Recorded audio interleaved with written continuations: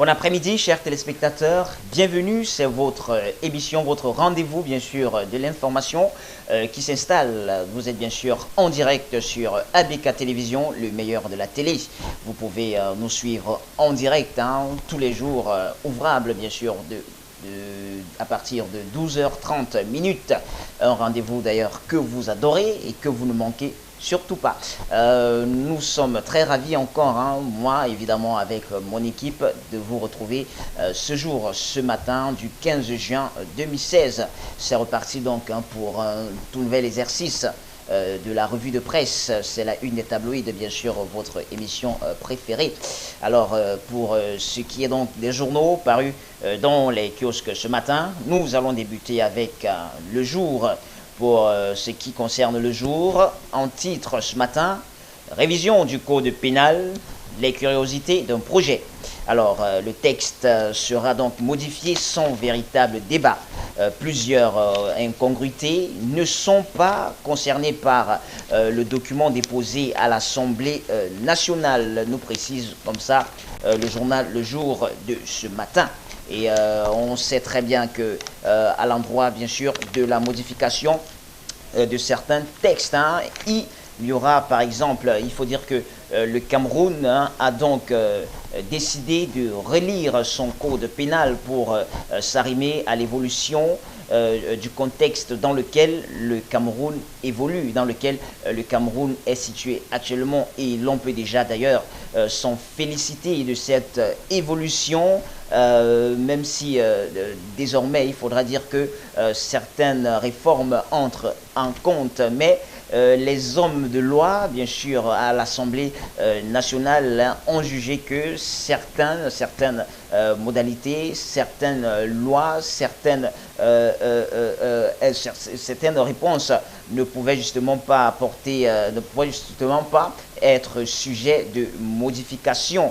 Certains débats aussi d'ailleurs, et on peut citer entre autres l'homosexualité et aussi le délit de presse, qui n'ont pas été connus comme qui n'ont pas été connus, dont les modifications n'ont pas été apportées. Voilà donc ce qui concerne la modification de la loi au niveau de l'Assemblée nationale, le code pénal d'ailleurs. Et il faut dire que pour ce qui est à modifier concernant ce nouveau code pénal, ces nouveaux textes, bien sûr, il y a par exemple le désengorgement de nos prisons, il y a le travail d'intérêt général, oui, et il faut dire que des peines donc alternatives permettant donc désormais aux personnes morales d'être emprisonnées. Voilà par exemple ce qui pourrait maintenant entrer en compte dans le nouveau code pénal.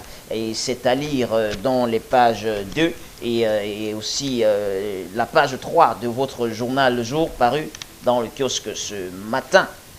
Et aussi Le Jour nous balade en quelque sorte en sport et nous parle de Sepp Blatter Joseph, qui titre d'ailleurs le journal Le Jour ce matin: j'ai déjà vu un tirage au sort truqué, nous précise le journal Le Jour ce matin. Et il faut dire que Sepp Blatter, on n'avait pas entendu parler de lui depuis bien sûr sa condamnation, depuis sa suspension, voilà, de ne plus être affiché, quelle que soit la manière, à toute activité concernant le football. On n'avait plus entendu parler de ce leader du football, du patron du football mondial. Il faut dire que l'homme donc de 80 ans s'est exprimé lundi dernier à un journal argentin, à l'endroit bien sûr quand on lui a posé la question de savoir si il a déjà vécu en quelque sorte un tirage au sort truqué. L'homme, le patron, l'ancien patron du football mondial n'est pas passé par quatre chemins. Il a tout simplement répondu, je cite, oui, je l'ai vu de mes propres yeux. Donc cette Blatter rend donc met donc à la lumière du jour de tous les lecteurs les trucages qui se font souvent au niveau du football. C'est un sujet intéressant que je vous invite à lire dans la page 11. Voilà donc témoignage fait comme ça par Joseph Sepp Blatter. dans la page 11 de votre journal Le Jour, et aussi reportage fait par les éléments du quotidien Le Jour à Wami, un don de Lompangare. C'est à lire bien sûr dans la page 8. Et le journal nous dit qu'au-delà des carences en aménagement du territoire, en hygiène et des risques sanitaires et sécuritaires liés au boom démographique, ce village de la région de l'Est draine des milliers de pêcheurs venus du Mali et aussi du Niger. Alors, les projections du chiffre d'affaires annuel de la pêche à Lompangare sont estimées à 30 milliards de francs CFA. Un sujet à lire dans la page 8 de votre journal paru dans les kiosques ce matin. Et pour son pied de page pour sortir du journal bleu de ce matin, le journal bleu nous balade en santé et titre la grippe aviaire dans la Damawa. Oui, il faut dire que on continue d'en parler, hein, ça n'en finit donc plus.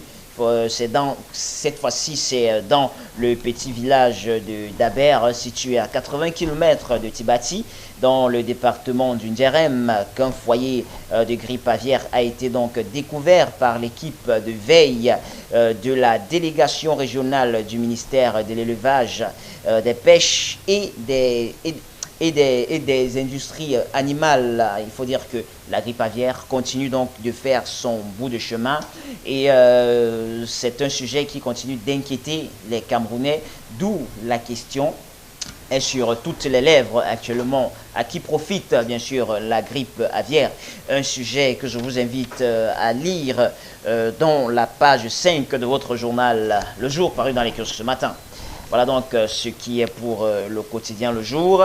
Nous allons entamer et continuer cette fois-ci avec le quotidien Le Messager qui nous parle du Cameroun en général beaucoup plus au niveau du gouvernement. Ces avions qui tourmentent le gouvernement, oui, des personnalités et ex-ministres en zone de turbulence judiciaire, nous dit Le Messager ce matin. Et au Cameroun, donc, les avions ne portent pas bonheur, nous dit le journal, en zone de turbulence donc judiciaire.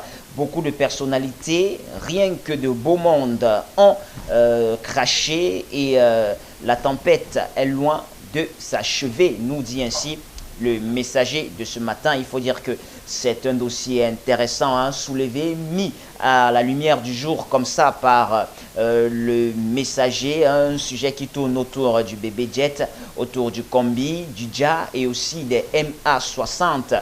Il y en a même quelques questionnements à l'endroit bien sûr de cette affaire des avions du gouvernement camerounais. Par exemple, le JA crash, 71 victimes et plus rien, nous dit le journal. Et aussi où est passé le reste du combi. Et aussi entre autres, on peut entendre accouchement difficile pour le bébé jet 2. Un sujet très intéressant, hein, dont vous en aurez ample connaissance, ample information dans la page 3 de votre journal Le Messager de ce matin. Et aussi extrême nord, le journal Le Messager nous balade et nous amène jusqu'à l'extrême nord ce matin pour nous titrer 24 enfants en détention arbitraire. Ils sont soupçonnés d'appartenir à la secte Boko Haram, nous dit le journal. Il faut dire que soupçonnés donc d'appartenir à cette secte islamique Boko Haram, ces enfants mineurs ont été appréhendés et ils sont détenus donc dans des mêmes conditions que les adultes du fait de l'absence donc dans des structures pouvant les accueillir pour une meilleure prise en charge.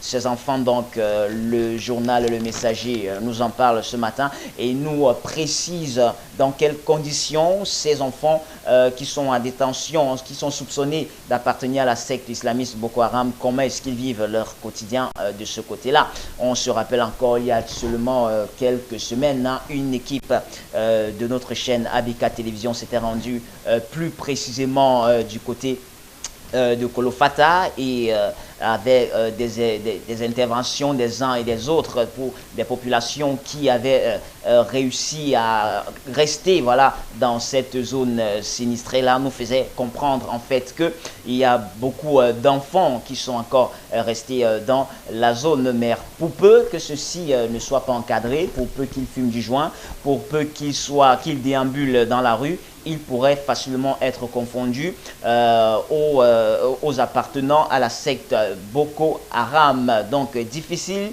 de préciser avec exactitude si ces enfants en détention du côté de l'extrême nord appartiennent réellement à la secte Boko Haram. Mais toujours est-il que le journal Le Messager nous précise, nous donne des précisions sur les conditions de détention de ces enfants de ce côté-là. C'est à lire, bien sûr, dans la page 5 de votre quotidien Le Messager de ce matin. Et aussi agression contre une journaliste. L'hôpital de Yassa a signé en justice. Le SNJC annonce d'autres plaintes. Oui, on en parlait encore hier. C'est une affaire d'ailleurs qui date depuis le week-end samedi dernier. Cette jeune journaliste stagiaire, encore mineure, il faut le préciser, qui était en plein reportage du côté de l'hôpital obstétrique de Yassa. Elle faisait sa part d'enquête sur ces malades qui n'avaient pas des moyens de se faire soigner ou de payer voilà, leur sortie et qui avaient été détenus par l'hôpital et celle-ci donc a été séquestrée par les responsables du dit centre de santé. Elle a été déshabillée aux yeux de tout le monde. Elle a été humiliée. Le SNJC donc par la personne de Denis Kwebo qui est tout simplement le directeur est donc monté au créneau. Et hier encore, on se rappelle du côté du tribunal de Ndokoti, des confrères journalistes aussi sont montés au créneau pour défendre bien sûr la jeune adolescente et pour s'insurger contre ces manifestations qui vont à l'endroit bien sûr de salir ou d'humilier les hommes de médias. On pouvait lire d'ailleurs entre autres sur les pancartes brandies en haut, très en l'air comme ça par les hommes de médias, déshabillez-nous. Voilà donc juste à titre d'exemple un sujet intéressant à lire dans la page 4 de votre journal Le Messager, paru dans les kiosques ce matin. Et aussi Université de Yaoundé 1, ici c'est la culture, une salle de cinéma sur le campus. La cérémonie d'inauguration a eu lieu hier, oui, c'était donc sous le haut patronage du Premier ministre Philémon Yang. Il faut dire que l'homme d'affaires français, Vincent Bolloré, offre donc ainsi a offert une salle de cinéma au gouvernement camerounais. C'est une promesse comme ça qui est en train d'être achevée. Il faut dire que l'homme français Vincent Bolloré avait promis il y a de cela quelques temps d'investir au Cameroun beaucoup plus dans la culture, plus précisément doter le Cameroun de salles de cinéma. Donc c'est une promesse qui est en train d'être achevé. Voilà, donc c'était hier du côté de Yaoundé, l'inauguration donc de cette première salle de cinéma offerte par l'homme d'affaires Vincent Bolloré sous le haut patronage du Premier ministre. Et à son pied de page pour ce qui est du Messager de ce matin et pour la sortie au tribunal, Maître Arissou, on revient bien sûr, Maître Arissou à la barre. L'audition de 2 policiers attendue ce jour, une affaire qui refait encore surface ce jour. Il faut dire que plus que 2 mois et Maître Arissou donc fêtera son 2e anniversaire à l'ombre et on ne peut pas dire que son procès qui connaît une nouvelle audience demain avance à pas de géant entre les renvois et changements de collégialité et aussi les témoins de l'accusation qui traînent les pieds pour comparaître et des accusés même absents à l'audience du mois dernier parce que l'administration pénitentiaire n'a pas pu les conduire au procès. Voilà donc un sujet qui revient et qui apporte encore Le Messager d'ailleurs apporte encore beaucoup d'éclairage sur cette affaire Maître Arissou, et en se posant la question de savoir quand cette affaire sera vraiment soldée. C'est un sujet d'ailleurs à lire hein, dans la page 4 de votre journal Le Messager de ce matin. Et on enchaîne directement avec la nouvelle expression qui nous parle d'indemnisation. Oui, un autre dossier brûlant à Douala. Titre ainsi la nouvelle expression de ce matin. Des riverains du site d'exploitation du gaz de Longpangar continuent donc de crier leur colère. Et aussi, le journal nous parle de statistiques cafouilleuses et aussi près de 2 milliards de francs CFA en jeu, nous précise la nouvelle expression ce matin. Mais il faut dire que lui, Paul Motazé, n'a pas seulement saisi l'occasion pour se laver les mains, mais il en a aussi profité, hein, surtout pour subtilement, voilà, désigner des coupables hein, qu'aucun officier, voilà, n'ose indexé depuis que la justice a pris l'affaire en main. Voilà donc un morceau choisi pour les indemnisations, et ceux qui ont fait le courrier du bruit connaissent naturellement la réponse, nous précise la nouvelle expression de ce matin. Et pour plus de connaissances, pour plus de fluidité sur cette affaire, c'est dans les colonnes du journal, dans la page 10, voilà. Et aussi le journal La Nouvelle Expression de ce matin, SNJC en justice. Le syndicat national de journalistes du Cameroun a déposé une plainte contre un hôpital de Douala. Oui, le journal La Nouvelle Expression s'intéresse aussi ce matin. Et aussi mercenariat.